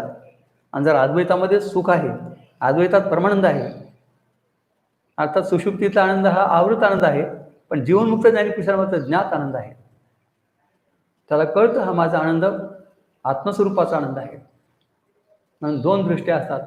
ज्यावेळेस आनंद होतो विषयाचा नाही, माझ्या आत्म्याचाच आनंद आहे. विचार झाले तुमचे, 4थ्या तरंगात झाले. पहिला मुद्दा महत्त्वाचा सोडून दाखवला 4थ्या तरंगात. 3च मुद्दे 4थ्या तरंगात आहेत. पहिला मुद्दा आहे विषयाचा आनंद आहे का आत्मा प्रमाणरूप आहे, आत्माच प्रमाणरूप आहे. दुसरा मुद्दा आहे दिसणारं जग सत्य का मिथ्या आहे, रज्जू दृष्टांताने सोडून दाखवलं आहे. रज्जू सत्य आहे, सर्प मिथ्या आहे. तसं आत्मा सत्य आहे, अनात्मा मिथ्या आहे. आणि तिसरा मुद्दा जीव ब्रह्मैक्य संबंधी सांगितला आहे. महाकाश, घटाकाश, जलाकाश, आकाश भेदाने सांगितलं आहे. 3च मुद्दे 4थ्या तरंगात आहेत. जगन मिथ्यात्व, जीव ब्रह्मैक्य आणि विषयात आनंद का परमानंद, परमात्म्यात आनंद. आपल्या डोक्यातल्या इतक्या काही उलट्या तपकड्या बसल्या महाराज बुद्धीच्या, की आपल्याला हे सगळं सांगितलं तरी पटत नाही. ऐकतो आपण तरी पण जे करायचं तेच पोटी जमली करायचं, त्याला काय करा. आपला अधिकार कमी पडतो म्हणा, पाहिजे तर श्रद्धा, भावना, विश्वास राहत नाही. आपलं जे ठरलंय तेच आपण करतो. पुन्हा जग सत्य आहे, देह मी आहे, बायको माझी आहे, मुलगा माझा आहे, घर माझं आहे. हे आपलं काही पहिले पाडे बनवून ते काही जात नाही. ते ती पोथ्या पाडून चालल्यात, महाराज म्हणून चाललेत, मठ पडून चालले, तरी अजून तेच आमचं आहे. आदत से मजबूर आहे महाराज. मग गुरुजी सांगायचे संस्कार बदला. त्यावेळेस कळत नव्हतं ऐकताना, आता कळतं की काय बदला. भेदाचे संस्कार डोक्यातले गेले पाहिजेत. आणखी वर्माची गोष्ट सांगतो ऐका. एक पदार्थ सत्य मानून अनंत पदार्थ मिथ्या मानले तरी द्वैत सिद्ध होत नाही. पण एकाच पदार्थाला सत्य मानून दुसरा पदार्थ सत्य मानला की द्वैत सिद्ध होतो. आम्हाला पदार्थ असण्याची भीती वाटत नाही आणि व्यवहाराची भीती वाटत नाही, सत्य म्हणण्याचं भय वाटतं. आणि त्या द्वैत निर्माण झाले की मग भय वाटते आम्हाला. द्वितीय दैव हेमभवती श्री माता सांगते, दुजे जवळजवळ घडे तर संसार भय आणि पुन्हा जोडे खावे लागतात. पदार्थाचा आमचा विरोध नाही, असू देत किती पदार्थ चालेल. जनक राजा राज्य करीत होते, कुठे बिघडलं. व्यवहार किती होऊ देत, पदार्थ किती असू देत, सत्य सोड आणि भेद सोड. 2 गोष्टी मुद्दाम आपल्याला सांगतो आहे. भेद ठेवू नका आणि सत्य समजू नका. सत्य समजलं की भेद येतो. एकमेव अद्वितीयम ब्रह्म तत्सत्यम स आत्मा तत्वमसी श्वेतकेतो हो म्हटलंय उपनिषदामध्ये. तत्सत्यम असो. नदीची कौतिकी कोण फुटो, कौतुकांचा एकपणा फुटू देत नाही. कौतुकांचा हा ठावरी वियोग घोडे बाळ जगावेळी व्याली नमुडे दोघले पण ज्ञानोबांचा चालू आहे मला. परस्पराचा वियोगण्यामध्ये तर इतके भीतात म्हणाले की जगा एवढे बाळ व्याली पण दोघातला दोनपणा बिघडू दिला नाही. तिसरं जग निर्माण झालं तर दोघातला दोनपणा बिघडला नाही. आणि प्रिय प्राणेश्वरी झाला तर प्रियाचा एकपणा बिघडला नाही. हे लक्षात यावं मला. म्हणून 3 मध्ये 2 आणि 2 एकच. मांडून दाखवतात 3 ज्ञानोबा आहे पण ठेवतात मात्र एकच. बेरीज करायचं नाही, वजाबाकी. मोक्ष करून घ्यायचा असेल तर बेरीज नाही, वजाबाकी. आणि संसार साठवायचा असेल तर मग वजाबाकी नाही, बेरीज. 1चे 2, 2चे 5, 5चे 25 वेल मांडवायला गेला पाहिजे. संसार करण्यामध्ये अनेकत्व आहे, मोक्षामध्ये एकत्व आहे. तुम्हाला काय आवडतं सांगा? द्वैतात राहणं आवडतं का अद्वैत आवडतं? अद्वैताच्या गोष्टी करतो आम्ही, नाही असं नाही, ऐकतो. पण राहू वाटतं द्वैतातच. बरं, आपले पोथी आपली घड्याळ लावून असते, संसार मात्र घड्याळ बंद करून असते. तर त्या आवडीचा विषय आहे. तेवढे सांगायचे, रात्री झोप येते आणि ग्राहक येत नाही म्हणूनच आपले दुकान बंद करतो आपण. दुकान बंद केलेच नाही, येऊ दे गिऱ्हाईक, किती व्यवहार करायचे.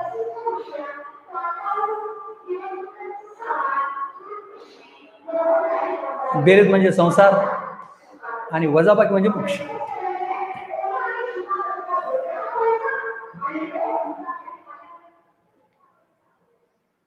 नियतीचे कौतिक एकवण फुटो आणि इतके ते वियोगाला भेटतात एकमेकाला. हा ठाववरी वियोग भेडे म्हणजे भीती वाटते. इथपर्यंत हा ठाववरी, इथपर्यंत भीती वाटते, वियोगाला भितात ते. जे बाळ जगा एवढी व्याले, एक आई आपली एकच बाळ येते की देवोदेवी जगा एवढी बाळ व्याली पण तरी त्यांच्यामध्ये द्वैत निर्माण झालंच नाही. वियाली पाहिजे नमुडे दोघुली पण, हे दोघेच्या दोघेच. तिसरं जग निर्माण झालं तर दोघे सापडतात. आणि प्रिय प्राणेश्वरी दोघे झाले ते त्यामध्ये प्रिय सापडतात. काय सांगण्याच्या हातवटी ज्ञानोबांची महाराज लक्षात घ्या. आपण कसं सांगितलं आहे हे आम्हाला काही माहीत नव्हतं. माऊलीने अमृतानुभवात लिहिलं पहिलं प्रकरण आणि गुरुजीने समजावून सांगितलं. आताचा माऊली वेगळा प्रकाश टाकते म्हणून आपण त्याचं चिंतन करू शकतो. स्वतःला काहीही करणार नाही. तर आम्हाला बायको, मुलं, घरदार हे चांगलं कळतं, घेणं देणं, व्यापार ठेवणं, बस हे कळतं आम्हाला. पैसा अडका दीर्घा मरका, जे कळायचं ते काहीच कळत नाही. ब्रह्म तर करणं दुरापास्तच आहे, जगत कारण कळत नाही आम्हाला. तर जगत अधिष्ठान काय करणार त्याचा प्रयत्न पण आपला नसतो महाराज. जास्त व्यवहारामध्ये माणसं गुंतून पडलेली असतात. गुंतल या संसारे कैसा झालो से अंध. असो नमोडे दोघले पण 2 पण आणि प्रियोची प्राणेश्वरी 2 झाले त्यामध्ये एकपणा बिघडत नाही. त्याचं स्पष्टीकरण पुढच्या ओळीत आहे. 7वी ओळी. आपुली अंगी संसारा देखील या चराचरापणे तिसरा झोक लागो. हे देवदेवी आपल्या स्वरूपावर चराचरात जर दाखवत असले तरी सुद्धा आपल्या अंगाला जगाच्या तिसरेपणाचा झोक लागू देत नाही. तिसरेपणात लागू देत, झोक लागू देत नाही. का तर जिथे पाहू तिथे दोघंच आहे. मुलगा जरी तिसरा झाला घरामध्ये तरी नवरा बायकोला वेगळा वाटत नाही, आमचाच मुलगा आहे. आणि ते खरंच आहे. 3.5 धातू बापाचे आणि 3.5 धातू त्या आईचे असतात. सप्ताहाचा पेंड बनलेला असतो. मुलगा जरी तिसरा दिसला तरी नवरा बायको वेगळा आहे का? आणि बायको जरी लग्न करून आली तरी नवऱ्यापेक्षा वेगळी आहे का सांगा? लग्न केल्यानंतर 2 होतात आणि त्या दोघांनी संसार केल्यानंतर मग तिसरं होतं. दोघांत तिसरं होतच असतं. पण तिसरं वाटत नाही. मुलगा आपलाच आहे. अनुकूल असो प्रतिकूल असो कसाही असो. शिव्या जरी देणं असला बापाला तरी म्हणतो माझाच मुलगा आहे म्हणून शिव्या देतोय, देऊ देत. मुलगा वेगळा वाटत नाही आईबापांना, आणि बायको वेगळी वाटत नवऱ्याला. म्हणजे मुळी की नाही तर कसं आहे, आपल्या व्यवहार तसंच चाललेला आहे, काय वेगळं आहे. पहिलं प्रकरण वाचत असताना पती पत्नी दृष्टांत लक्षात ठेवा महाराज, डोळ्यासमोर ठेवा. तुम्ही आहे तर पती पत्नी, काही प्रश्न एखादा नसेल मला काय माहीत नाही एखाद्याना, पण बहुतेक पती पत्नीच आवडतात. अनुभवाने लवकर कळतं आपल्याला हे. आपुली अंगी संसारात देखील या. संसार म्हणजे चराचरात्मक जग. आपल्या स्वतःच्या अंगावर म्हणजे देवदेवीनं आपलं स्वतःचा अंगमोडीत घालून जग निर्माण केलं आहे. नामरूपात्मक ती आणि अस्थिभाती स्वरूपामध्ये सत्तास्फूर्ती रूपाने देव. सगळं जगाची उभारणी केली देखील या चराचरा जे केली. आपल्या अंगावर सगळा संसार चराचराचा उभारला आहे. चर आणि आचर, जड आणि चेतन. आचर म्हणजे जड आणि चर म्हणजे चेतन. सगळ्या जगात काही जड पदार्थ आहेत, चेतना पदार्थ आहेत, काही जड पदार्थ आहेत. ज्याच्यात आभास आहे ते चेतन आहे, आभास नाही ते जड आहे.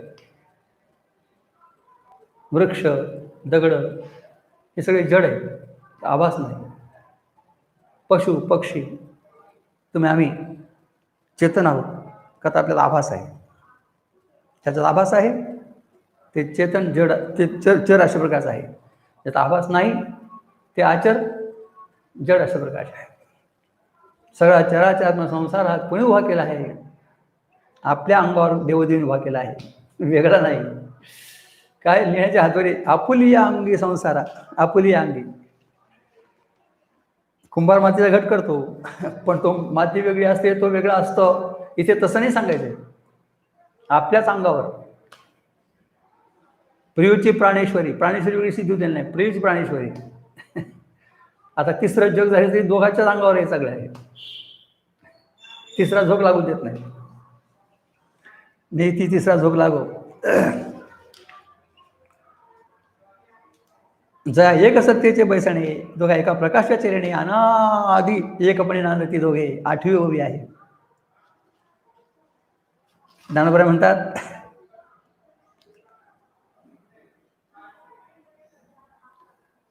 या दोघांमध्ये पारमार्थिक ब्रह्म सत्तेचाच आधार असतो. एक सत्तेचे बैसणे, सत्ता धन्याची किती मागा. जगातले पदार्थ अत्यंत अभावरूप आहे तर सत्ता नाही महाराज. बायकोला सत्ता नाही, घरात नवऱ्याची सत्ता असते, पण सत्ता द्यावी लागते. त्याशिवाय व्यवहार कसा करता येईल, तिला स्वयंपाक कसा करता येईल. मग बायको म्हणते माझी काय सत्ता आहे, सगळी तुमची सत्ता आहे. व्यवहार सगळा बाईचा आहे. नवरा म्हणणारा पाण्यात, तांब्यावर पाणी सुद्धा घेऊ शकत नाही, पण सत्ता त्याची आहे आणि व्यवहार मात्र तिचा आहे. सत्तेविना तिचा अडला आहे आणि व्यवहारानं आपला अडला आहे. म्हणून दोघांचा हा संबंध आहे, नवरा बायकोचा. हे तरी सांगितल्यावर कळलं तर बरोबर वाटतं. नवरा बायको होणे कळत नाही कोणावर कोणाचं आहे.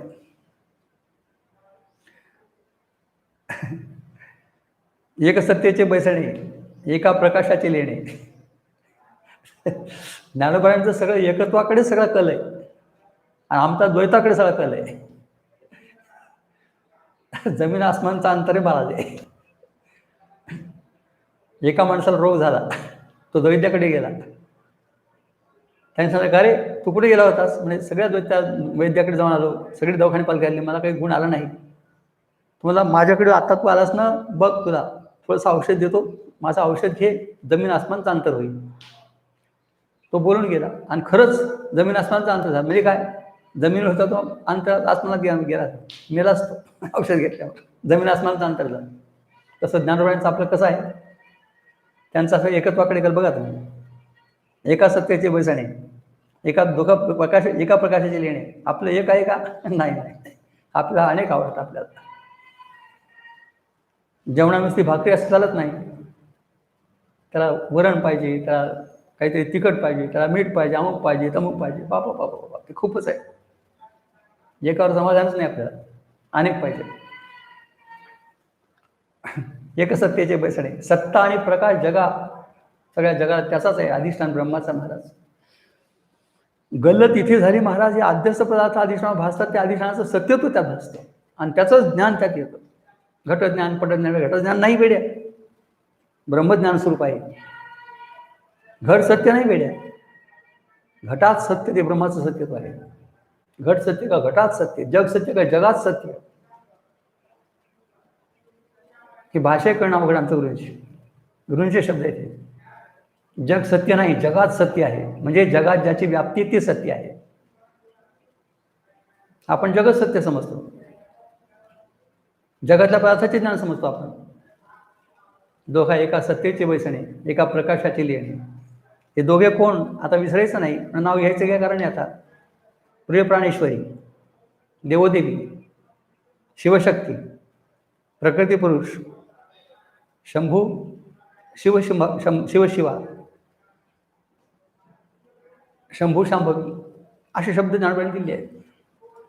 एक सत्तेचे बैसणे, एका प्रकाशाचे लेणे.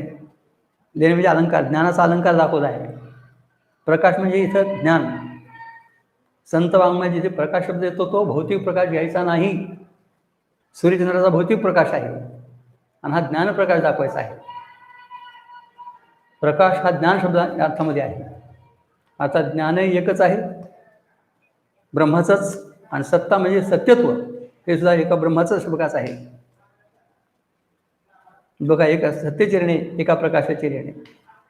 असे घरात नवरा बायको असावे बरं महाराज, तिचा आनंद मिळतो. मग नाही तर रोज भांडणं होतात, डायव्हर्स होतो. मग एका प्रकाशाचे लेणे, एका सत्तेचे बैसणे. बसणं असावं एका सत्तेवर आणि शोभा असावी एका प्रकाशाची. स्तुत्य संसार दाखवले महाराज. 36 प्रकार आहेत, 36 प्रकार असे 45 पर्यंत. अनादी एकपणे नांदती, लांब वाचायचा. अनादी शब्दातूनच अर्थ कळला पाहिजे. या दोघांची उत्पत्ती मांडता येत नाही. 6 पदार्थ अनादी आपल्या वेदांतशास्त्रामध्ये. जीव ईशो विशुद्धाची तथा जीवेश्वर भिधा, अविद्या तच्चितो योग हा षडस्माकम अनादय हा. अद्वैत सिद्धीमध्ये श्लोक आहे हा. 6 पदार्थ अनादी आहे, विचारसागरते आहे. जीव ईश्वर, जीवेश्वराचा भेद, ब्रह्ममाया आणि ब्रह्मायाचा संबंध, झाले 6. त्या 6 मध्ये अनादी अनंत असं एकच ब्रह्म आहे. आणि हे 5 पदार्थ अनादी शांत. अनादी याचा अर्थ उत्पत्ती नसणं आणि शांत याचा अर्थ नाश होणं. ज्याचा अंत होतो त्याला शांत म्हणतात, ज्याची उत्पत्ती नाही त्याला अनादी म्हणतात. पारिभाषिक शास्त्रीय शब्द इथे लक्षात असावे त्याचे अर्थ. तेव्हा 6 पदार्थ अनादी सांगितले तरी त्यातला आपल्याला भेद कळला पाहिजे. सारखे नाही. ब्रह्म अनादी अनंत आणि 5 पदार्थ अनादी शांत. उत्पत्ती आहे पण त्यांचा ब्रह्मज्ञानाने बाध होतो म्हणून शांत म्हणायचं. असे कोण? माया, ब्रह्माचा संबंध 2, जीव ईश्वर आणि जीव ईश्वराचा भेद, हे 3 आणि 2 5. अनादी शांत, ब्रह्म अनादी आनंद. एकच फक्त ते वेगळं पडलेलं आहे. त्यात सुद्धा पुन्हा विचार करायचा. जीवेश्वर सुद्धा शांत म्हणताना विचार करून बोलायचं. त्यांचा वाच्यांश अनादी शांत आहे, परंतु लक्षांश मात्र अनादी अनंतच आहे. कुटस्थानी ब्रह्म. जीव म्हटलं की एकटा नाही, विशिष्ट आहे. तसं दाम्पत्य म्हटलं, मेहून म्हटलं की 2 असतात, एक नाही. शब्द एक आहे पण 2 येतात नवरा बायको. तसं जीव ईश्वर म्हटलं की एक येत नाही, 2. त्यातला वाच्यांश भाग जो आहे तो अनादी शांत आहे. आणि त्यातला लक्षांश जो आहे ब्रह्म आणि कुटस्थ, तो मात्र अनादी अनंत आहे. हे भेद कळला पाहिजे.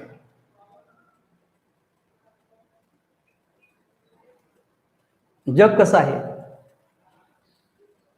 साधी शांत, उत्पत्ती नाशवान, साधी शांत आहे. आणि म्हणायचंच असेल अनादी, प्रवाह रूपाने अनादी म्हणायचं. मग प्रवाह रूपाने अनादी आहे. भगवंतांनी पदराज्यात म्हटलं आहे, नांतो न चादिर्नच संप्रतिष्ठा. तो स्वतंत्र विषय आहे. आता मोक्ष कसा आहे? मोक्ष हा साधी अनंत आहे. आता उत्पन्न झाला पण आता नष्ट होणार नाही. साधी अनंत.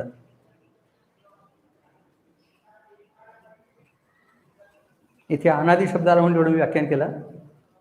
जे अनादी आणि एकपणे दोघे नांदते, हे महत्वाचं. एकपणे दोघे नांदते.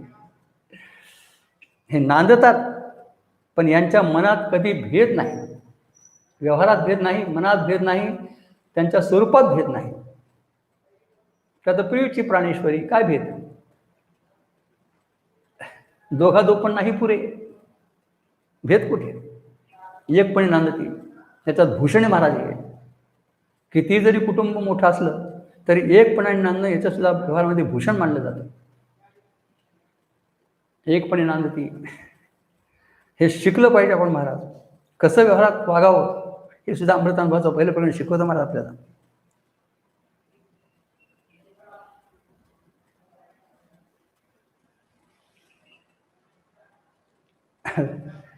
ज्ञानोबा अगदी कडी करतात, अगदी यांच्यात भेद कसा नाही.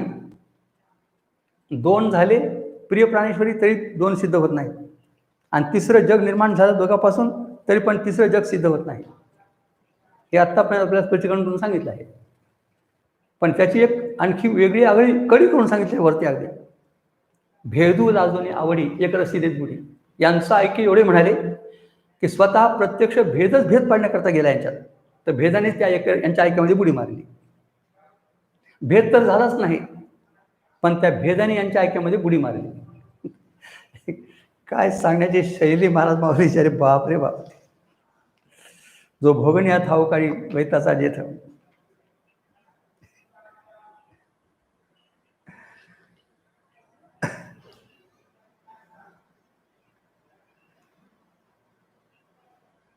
भेदालाच लाज वाटली या दोघात भेद पाडायला गेला तर. भेदूला जुनी आवडी.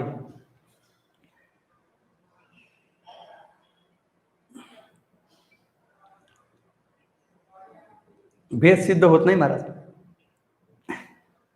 आमच्याकडे जशी बोट करून दाखवायची. हे किती बोट आहे तुम्ही काय बोलत नाही, मी बोलतो. दोन आहे, दोन नाही. हे एक आणि हे एक, दोन कुठे आहेत? म्हणजे एक आणि एक मिळून दोन मिळतच नाही. हे इथं नाही, इथंच राहत. मिळून दाखवा, तुमचे घ्या बोट. भेद कुठे आहे दाखवा. दोन नाही. तर आणखी तुम्हाला दाखवतो. हे दोन पदार्थ आहेत, याच्यात भेद मानता ना. हे म्हणजे हे नाही, हे म्हणजे हे भेद. भेद मानता ना. भेद दिसला का तुम्हाला? दोन पदार्थ दिसतात का भेद दिसतो? दिसतं तेवढं बोला. जास्त बोलून ते अंगावर येईल. या घरात एक बहीण एक बुवा म्हणावं का नवरा बायको म्हणायचं तुम्हाला माहिती आहे का? बहीण भाऊ नसतात का? आई मुलगा नसतो का? आईबाप कसे म्हणतात? बायको नवरा बायको कसे म्हणतात? नवरा बायको म्हणला तर त्या बाईने खेटरच मारलं तुम्हाला फेकून. का? मेल्या मला बायको म्हणतात, मी बायको त्याची मोलकरी त्यांच्या घरी आम्ही. माहीत नसलं बोलायचं नाही. तसं दिसतं तेवढं बोला. जास्त बोलत तुम्हाला काय म्हणू आता, जाऊ द्या. दोन पदार्थ आहेत का भेद आहे? दोन पदार्थ आहेत. भेद म्हणायचा तुम्हाला अधिकार काय सांगा? दिसतच नाही भेद तुम्हाला. दोन पदार्थ डोळ्याला दिसतात, आहे तेवढं बोला. पण आता एक पदार्थ, हे पदार्थ एक दिसतो तुम्हाला, कसं ते दिसते? असं काय दिसतं सांगा? दिसतं तेवढं बोलायचं, जास्त बोलायचं नाही. पदार्थ दिसला कसं ते दिसलं. काय दिसलं? एक पदार्थ दिसला तर एक पदार्थ म्हणा सत्य म्हणू नका, आणि दोन पदार्थ दिसले तर दोन पदार्थ म्हणा भेद भेद म्हणू नका. कुठे भेद दिसतच नाही, कसं काय म्हणता तुम्ही भेद? अद्वैत सिद्धीमध्ये मधुसूदन श्लोक आहे महाराज. ते म्हणतात एक द्वित्वादी परार्थांतः अपेक्षा बुद्धीच्या मतः. द्वित्वापासून परार्थापर्यंत जी संख्या आहे ती तुमच्या बुद्धीतून निघालेली आहे, कल्पना तुमची आहे. एक फक्त खरं आहे. एकावर एक 11, एक आणि एक मिळून 2 तुमच्या मनातली कल्पना आहे. परार्थ संख्येपर्यंत 18 संख्या आहेत. आमच्या गुरुंनी शिकवली, आमच्या लक्षात आहे, विसरलो नाही. ह्या सगळ्या संख्या तुमच्या मनातून तुम्ही कल्पना करून काढलेल्या आहेत. वास्तव काय? एक संख्या ही खरी आहे.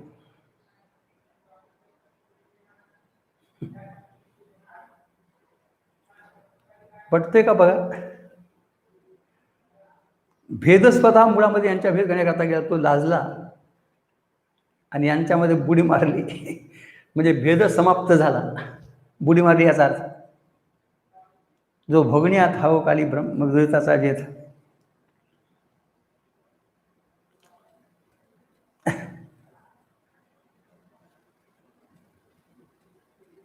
इतका ऐक्य असावं महाराज, दृढ निश्चय असावा ऐक्याचा.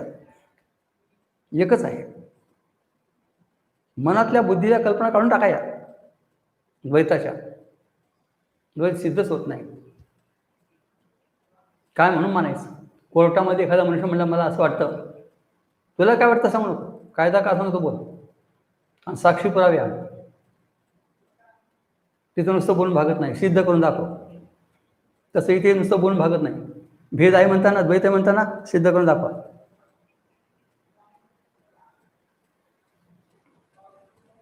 एकदा हिंगोलीच्या नदीवर विनायक महाराज ठाकरे दादा आणि एक रामानुजाचार्यांचे अनुयायी दोघांची भेट झाली योगायोगाने. ते संधी करता आले होते नदीवर, हे पण संधीवर गेले, करता गेले. दोघांची भेट झाल्यानंतर ओळख झाली.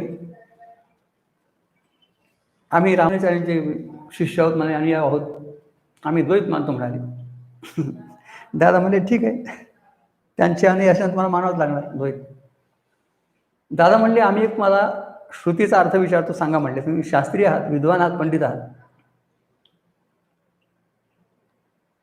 त्याने श्रुती ठेवली पुढे त्यांच्या. एकमेव अद्वितीयम ब्रह्म नेह नास्ति किंचन, याचा अर्थ सांगा म्हणाले. त्यांनी कबूल केलं. दादा याच्यामध्ये एकत्वच सांगितले म्हणाले श्रुतीने, पण आम्ही मात्र रामानुजाचार्यांचे अनुयायी असल्यामुळे आम्हाला द्वैत सांगावं लागतं. हां ठीक आहे, सांगा म्हणले. सिद्धच होत नाही द्वैत महाराज. पुढे पुष्कळ आहे महाराज, इथे थांबत नाही, पुढे सांगतो आणखी, ऐका. जो भोगनिया ठाव काढे द्वैताचा जेथ. आपल्याला द्वैत भोगायला मिळावा म्हणून त्यांनी एक ठिकाण बघितलं देवोदेवीचं, आणि म्हणून तो तिथे द्वैत काढण्याकरता गेला, द्वैत करण्याकरता गेला, तर त्यानेच बुडी मारली. जो भोगनिया ठाव काढी द्वैताचा जेथ. ठाव काढी म्हणजे मार्ग काढला, की कुठंच द्वैत सापडत नाही तर निदान देवोदेवीमध्ये तरी आपल्याला द्वैत सापडेल. मुद्दाम तिथे भेद करण्याकरता हा स्वतःच गेला. त्यात झालं काय, त्यांच्यात तर द्वैत झालंच नाही, पण याने मात्र लाजून त्यांच्या ऐक्यामध्ये बुडी मारली. कोणी? भेदानेच. संसारामध्ये भेद पडतो पण महाराज, नवरा बायकोत भेद पाडतं, मुलाबापामध्ये भेद पडतो. भेदाशिवाय तर व्यवहारच नाही आपला महाराज, आणि ते भेद दुःखाला कारण होतं. भेदून अवलंबी हा शास्त्र सांगतं. आपले संस्कार जन्मोजन्मीचे भेदाचेच आहेत, आणि शास्त्रकारांची संख्या सुद्धा जास्त भेदवाद्यांचीच आहे. रामानुचार्य, मध्वाचार्य, वल्लभाचार्य हे सुद्धा भेदवादी आहेत, निंबार्क भेदवादी अशा प्रकारचे आहेत. जग सत्य म्हणलं की भेद येतो, जग मिथ्या म्हणत मात्र अद्वितीय सिद्धांत सिद्ध होतो. हे वर्माची गोष्ट आहे. एक वेदांतशास्त्र सोडून जगन मिथ्या तो कोणी मानत नाही. सगळे सत्य मानणारे, चालेल ती वार सत्य म्हणत नाही, सगळं सत्य सत्य. हे चुकीची गोष्ट आहे महाराज. कोर्टात सुद्धा वादी प्रतिवादी भांडायला जातो तेव्हा माझं खरं म्हणून जातो ना. मग दोघांचं खरं होतं का, दोघांचं खोटं होतं का, एकाचं खरं एकाचं खोटं होतं? आता हे काय सांगू तुम्हाला, माहिती आहे तुम्हाला. आता खोट्याचं खरं होईल ते जाऊ, आपलं काही घेणं नाही, पण खरं एक ठरतं आणि बाकीचं खोटं ठरतं. तसं आम्ही तुम्हाला विचारतो, दोन पदार्थ होतो, एक जग आणि देव. सांगा यातलं सत्य काय आहे? तुम्हाला देव मिथ्या म्हणायची तुम्ही ताकदच नाही, जिभमध्ये रटणार नाही तुम्ही. देव सत्य म्हणायला लागेल, मग जग आता मिथ्या म्हणायचं कारण नाही का? आता सहजच मला कळायला पाहिजे. सत्यत्वाचे संस्कार घालवा आणि भेद डोक्यातला काढा. स्वतः भेद स्वरूपाने यांचा भेद पाडण्याकरता गेला, पण भेद झाला नाही. उलट त्या भेदाने त्यांच्या ऐक्यामध्ये बुडी मारली. जेणे देव संपूर्ण देवी, जे विण काही ना तो गोसावी, किंबहुना एकोपजीवी एकैकाची. श्रोते नारळा सांगतात, जगत कारण देवदेवी दोघे एकोपजीवी कशा प्रकारच्या दाखवले. जेणे देवे संपूर्ण देवी, जीवन काही ना तो गोसावी. दोघांचं अडलंय महाराज एकमेका वाचून. देवीला पूर्णता देवामुळे आहे. जेणे देवे संपूर्ण देवी, देवीला पूर्णता देवामुळे आहे. आणि देवी वाचून त्याला गोसावी म्हणजे जगत कारण तो येत नाही. मालक म्हणायचा अधिकार येत नाही. कोणाचा मालक? ते मालकीन आणि हा मालक. मालकीनपणा तिनं आणला, स्वतः मालकीन होऊन आली घरामध्ये. नोकरी म्हणून नाही, मजुरी म्हणून नाही, मालकीन म्हणूनच येते. मग याला नाव येतं मालक. गोसावी म्हणजे मालक. भगवाचा अर्थाने गोसावी म्हणजे गोसावी जात नाही घ्यायची. जगत सर्वज्ञ सर्वशक्तिमानता कुणा म्हणाली आहे? ब्रह्म सर्व आहे पण सर्वज्ञ नाही. ब्रह्माला सर्व म्हणावं, ईश्वराला सर्वज्ञ सर्वशक्तिमान म्हणावं आणि जीवाला अल्पज्ञ अल्पशक्तिमान म्हणावं.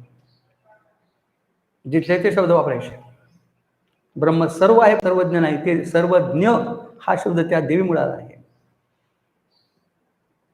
सर्व शक्तिमानत्व, ती स्वतः शक्ती असल्यामुळे याच्या शक्ती ओतली आणि म्हणून सर्व शक्तिमानत्व आली आहे. जेवढं ईश्वराचे सगळं ऐश्वर्य आहे ते सगळं हिच्यामुळे सगळं ऐश्वर्य आहे. आणि हिला सत्ता मात्र त्याची असल्यामुळे तिला पूर्णता याच्या सत्तेमुळे आलेली आहे. असा दोघांचाही व्यवहार चाललेला आहे. किंबहुना फार काय सांगावं. ज्ञानोबा सांगतात किंबहुना, बहुना किम संस्कृत शब्द आहे. जास्त काय सांगावं. आपण लिहितो अधिक काय लिहिणे, फार काय लिहिणे, तसं किंबहुना फार काय सांगावे. हे दोघे कसे आहेत? एकोपजीवी एकमेक एकोपजीवी म्हणजे याचं जगणं तिच्यावर आणि तिचं जगणं याच्यावर. उपजीवी उपजीवक म्हणतात, भाव म्हणतात याला. जगवणारा आणि जगणारी. सत्ता देऊन तिला हा जगवतो आणि आपलं स्वतःचं ऐश्वर्य त्याला देऊन ही तिला जास्त भूषवते, शोभेला आणते. चैतन्य शोभा शोभत कोणामुळे शोभली शोभा आहे? एवढं जग निर्माण केलं आहे. जग नसतं निर्माण केलं नसतं तर महाराज त्या शोभा काही नव्हतं. सर्वज्ञ सर्व ईश्वराची काही गरज नव्हती. मग ब्रह्मच राहिलं असतं. मग ते जग निर्माण केलं त्या देवीने, म्हणूनच आता त्याला ईश्वरत्व आणलं आहे. आणि त्या ईश्वराची फार मोठी पूजा अर्चा ध्यान धारणा सगळी केली जाते. तेवढं महत्त्व प्राप्त करून दिलं आहे. पुढे आणखी पुष्कळ आहे. 45 होईपर्यंत आहे. 10व्या सांगायच्या होत्या. 10वी ओळी चालू आहे आता.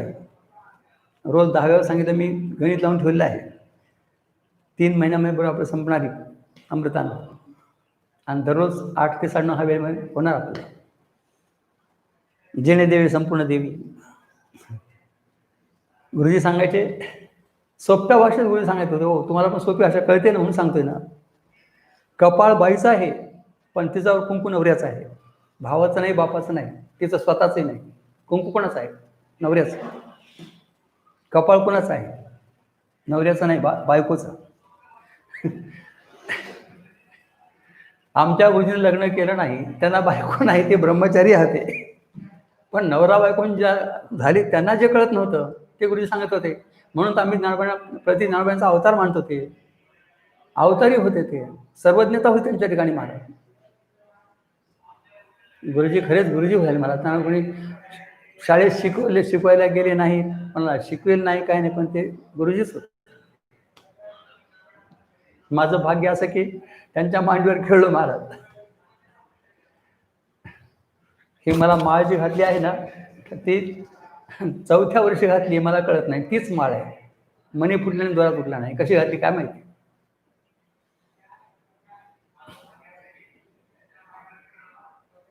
सांगा, आपल्याला माहिती आहे का? कपाळ कोणाचं?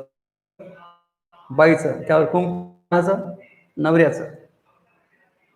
बाईची जेव्हा कपाळामुळे आहे का दागिन्यामुळे आहे का वस्त्रामुळे आहे? कुंकामुळे आहे.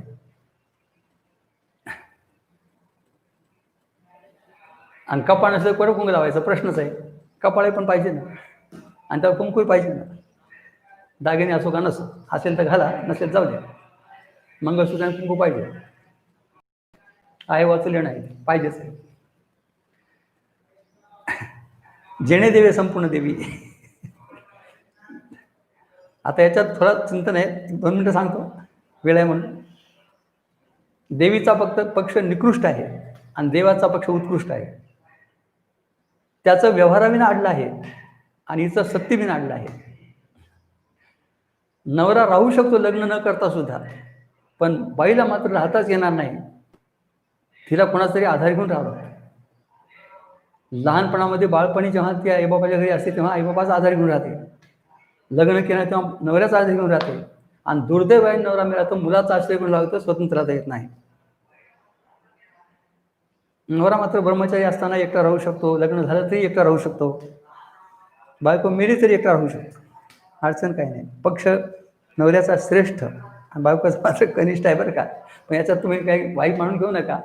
दोघांमध्ये शोभा आहे, हे लक्षात असू द्या. त्यात लोक बारकाईपणा सांगितलं होतं मला,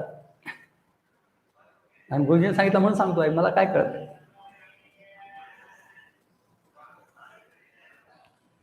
जेणे देवी संपूर्ण देवी आणि जेणे काही ना तो गोसावी.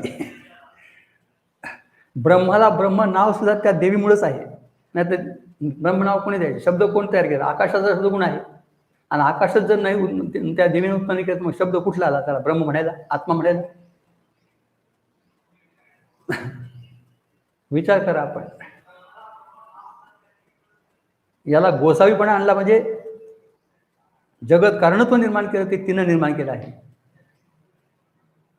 आणि ती सत्ता शून्य आहे, अत्यंत भावरूप आहे, पण तिला सत्ता देण्याची शक्ती बनवली आहे, जग निर्माण करण्याची शक्ती ओतली आहे.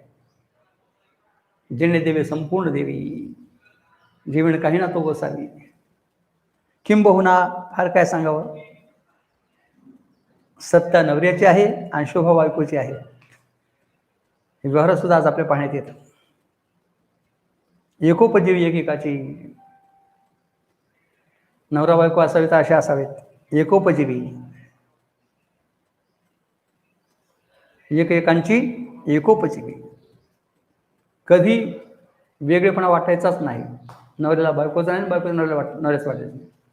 गावाला जायचं असेल तर 2 बॅगा भरायच्या नाहीत, बायकोने आपली वेगळी नवऱ्याने वेगळी नाही. तुझ्याच साड्यात मध्ये माझी धुलं ठेवून दे, झालं संपलं. काय एकच बेटी, कशाला 2 पाहिजे? एकपणे नांदती दोघे. एकोपजीवी, एकेकाची. वेळ संपला आहे, 10 वेळा संपले आहेत. 11वी उद्या सांग. पुंडलिक वरदे हरी विठ्ठल श्री ज्ञानदेव तुकाराम. विठ्ठल विठ्ठल विठ्ठल विठ्ठल विठ्ठल विठ्ठल विठ्ठल विठ्ठल विठ्ठल. पुंडलिक वरदे हरी विठ्ठल श्री ज्ञानदेव तुकाराम. आता विश्वात्मके देवे येणे वाग्यज्ञे तोषावे, तोषो निमज द्यावे पसाय दानही. जे खळाचे व्यंकटी सांडो, तया सत्कर्मी रती वाढो. भूता परस्परे पुढो मैत्र जीवाचे, दुरिताचे तिमिर जावो. विश्वस्त धर्म सूर्ये पाहो, जो जेवाणशील तो तिराहो. प्राणी जात वर्षत सकळ मंगळी, ईश्वर निष्ठांची मांदी आळी.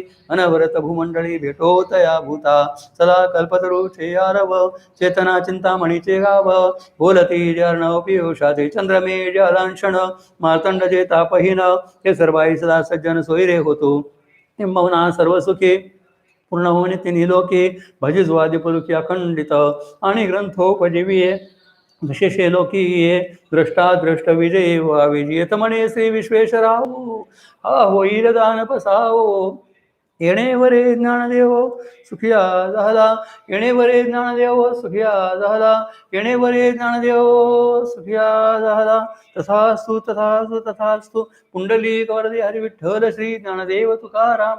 मौली ज्ञानेश्वर महाराज की जय. सद्गुरु रंगनाथ महाराज की जय. रामकृष्ण हरी. श्री विठ्ठल. माऊली.